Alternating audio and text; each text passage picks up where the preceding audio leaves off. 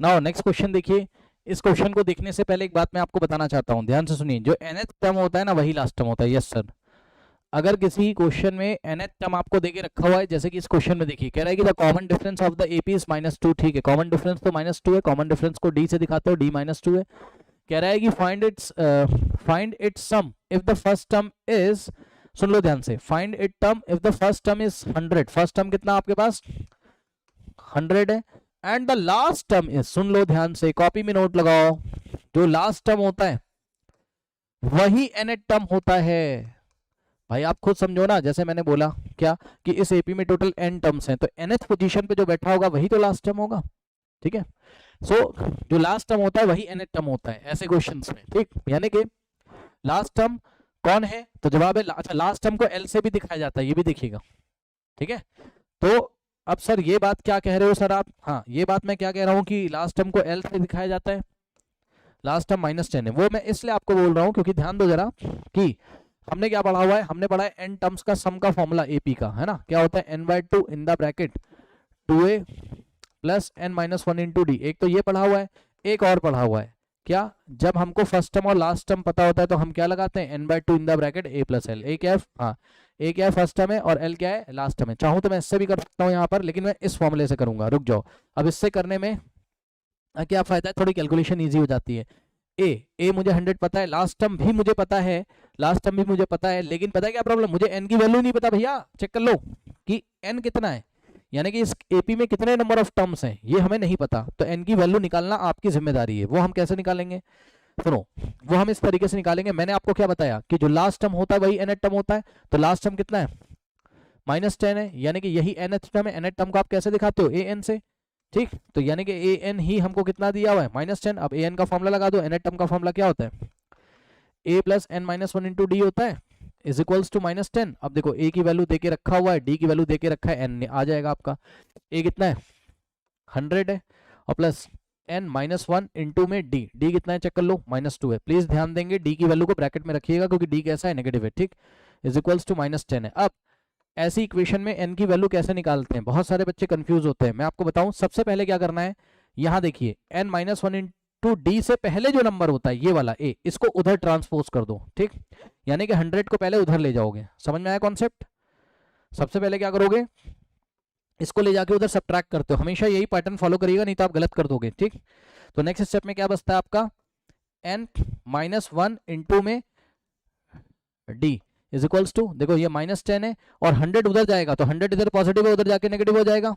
ठीक, -100 हो जाएगा। ये लो, स्टेप नंबर 1 में a की जो वैल्यू होती है उसको राइट हैंड साइड ट्रांसपोज करोगे। हमेशा ऐसा करिएगा, कैलकुलेशन कभी गलत नहीं होगी। ठीक, नाउ अब पहले इसको थोड़ा सॉल्व कर लो, तो n-1 इंटू में d कितना है -2 इज इक्वल्स टू, अब देखो माइनस माइनस प्लस साइन लगेगा माइनस का, है ना?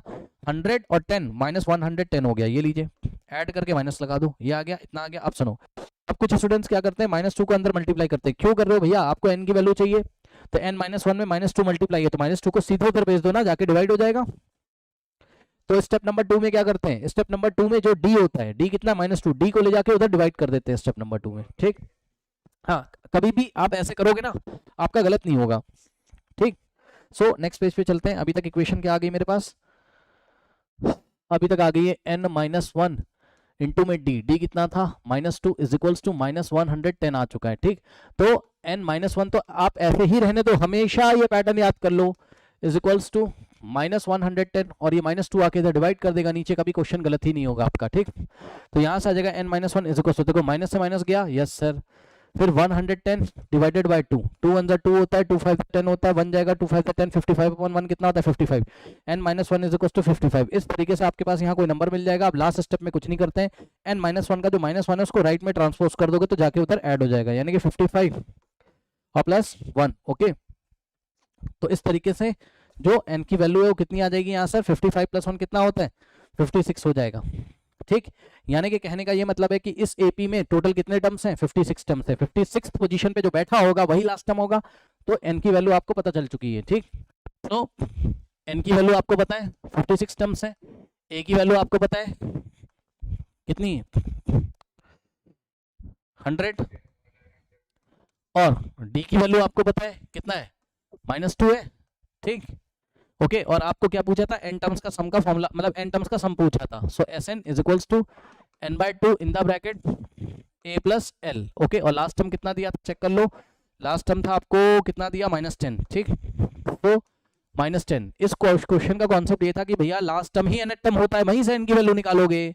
ठीक, ओके सो एस एन कितना रखेंगे 56, क्योंकि 56 टर्म्स है, n की जगह 56 by 2 in the bracket a plus L. a की जगह कितना रखोगे 100 और प्लस l कितना है -10। ध्यान दे प्लीज, l की जगह जब आप l की जगह -10 रखोगे, ठीक, तो ब्रैकेट में रखिएगा 2 1 जा 2, 2 2 जा 4, 1 जाएगा 2 8 जा 28 बाय 1 कितना होता है 28। तो इस तरीके से यहाँ से आंसर आ गया आपके पास क्या 28/1 यानी कि 28 और इन द ब्रैकेट 100। अब ध्यान दें स्टूडेंट्स, प्लस माइनस क्या होता है, माइनस होता है, ये लीजिए। ठीक, प्लस माइनस माइनस, तो यहाँ -10 हो जाएगा। उसके बाद 28, अब ध्यान दो 100 और यहाँ कुछ नहीं तो मल्टीप्लाई है। ठीक, मल्टीप्लाई 100 माइनस 10 कितना होता है 90 होता है, ये लीजिए। अब इसको सॉल्व कर लीजिए, 28 को 9 से मल्टीप्लाई करो, जो आंसर आएगा उसमें 0 लगा दो। 9 8 का कितना होता है 72। ठीक, 7 जाएगा, 9 2 18, 18 प्लस 7 कितना होता है 25, ये लीजिए। और ये वाला 0 यहाँ आ जाएगा। इतना तो सब लोग कर लोगे मेरे ख्याल से, 28 को 90 से मल्टीप्लाई करोगे आपको मिलेगा 2520। तो इस एपी में टोटल 56 टर्म्स हैं और 56 टर्म्स का जो सम है वो कितना है 2520। ओके कर लीजिए,